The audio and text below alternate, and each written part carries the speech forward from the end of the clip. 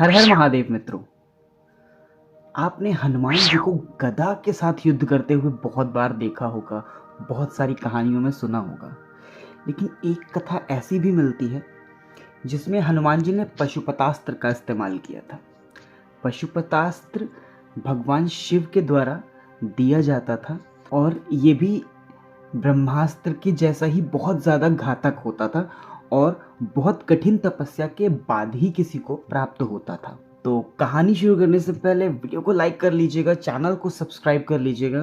अच्छा लगे तो आप इसे शेयर भी कर सकते हैं। तो चलिए शुरू करते हैं। जब हनुमान जी 7-8 साल के थे तभी उनके माता पिता उनको छोड़कर कंचन पर्वत पर तपस्या करने चले गए थे। उसके बाद उनका सारा ध्यान रखने का काम, उनकी सारा लालन पालन पवन देव करते थे। जब हनुमान जी थोड़ा सा बड़े हुए, जवान हुए, तब पवन देव ने उनसे कहा कि तुम्हें किष्किंधा जाना है, वहाँ पर तुम्हें सुग्रीव से मित्रता करनी है और उसके बाद वहीं पर तुम्हारी भेंट श्री राम से होगी। तुम्हारा जन्म श्री राम के कार्यों के लिए हुआ है, श्री राम की सेवा के लिए हुआ है, तो अब तुम्हें किष्किंधा की तरफ प्रस्थान करना चाहिए। हनुमान जी ने अपने पिता की आज्ञा ली और किष्किंधा की तरफ प्रस्थान किया। एक किसी साधारण वानर की तरह हनुमान जी ने एक के बाद एक जंगलों को पार करना शुरू किया, जैसे कि कोई साधारण वानर करता है। हनुमान जी ने अपनी किसी भी शक्ति का प्रयोग नहीं किया, यानी कि कुछ उड़कर नहीं गए या अंतर्ध्यान होकर नहीं गए।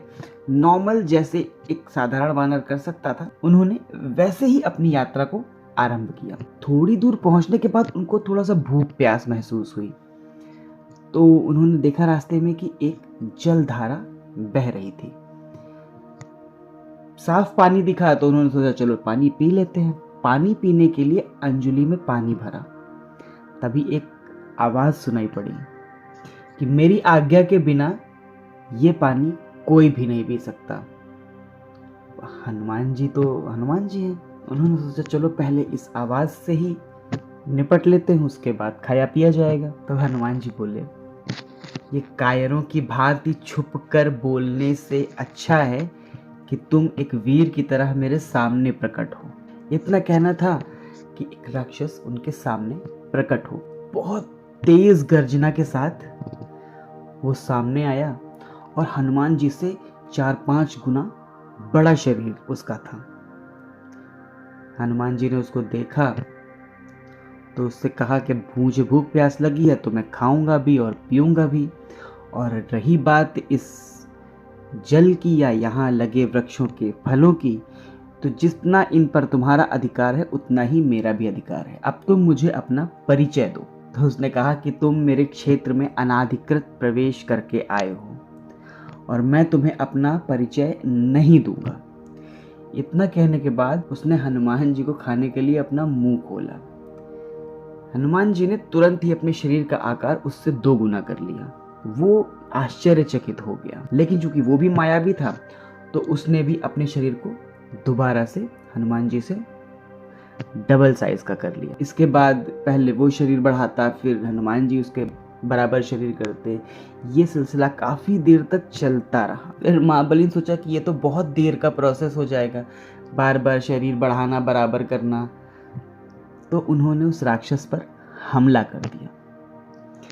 उन्होंने राक्षस को एक लात मारी, वो थोड़ा दूर जाकर के गिरा, फिर उसने हनुमान जी के ऊपर हमला किया और उन लोगों का युद्ध काफी देर तक चलता रहा। तब हनुमान जी को लगा कि ये कोई साधारण राक्षस नहीं है। उन्होंने महादेव का आह्वान किया। तब उन्होंने जमीन से एक घास का तिनका लिया और उस तिनके में पशुपतास्त्र का मंत्र फूंक दिया और पूरी शक्ति से उस राक्षस के ऊपर फेंक दिया। पशुपतास्त्र का हमला होने के बाद वो राक्षस वहीं समाप्त हो गया और एक दिव्य ज्योति के साथ एक गंधर्व वहां पर प्रकट हुआ। उसने हनुमान जी को धन्यवाद दिया और अपना परिचय दिया कि मैं पूर्व जन्म में एक गंधर्व था और एक श्राप के कारण मैं राक्षस बन गया था। तब हनुमान जी ने उससे पूरी स्टोरी पूछी। उन्होंने कहा कि मुझे पूरी कथा बताएं कि आपको ये श्राप किस वजह से मिला।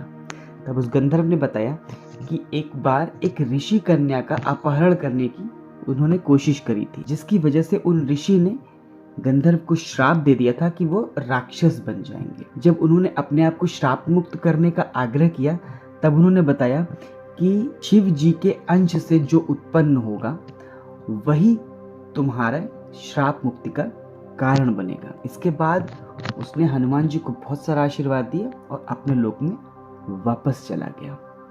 उम्मीद करते हैं दोस्तों आपको ये कहानी पसंद आई होगी।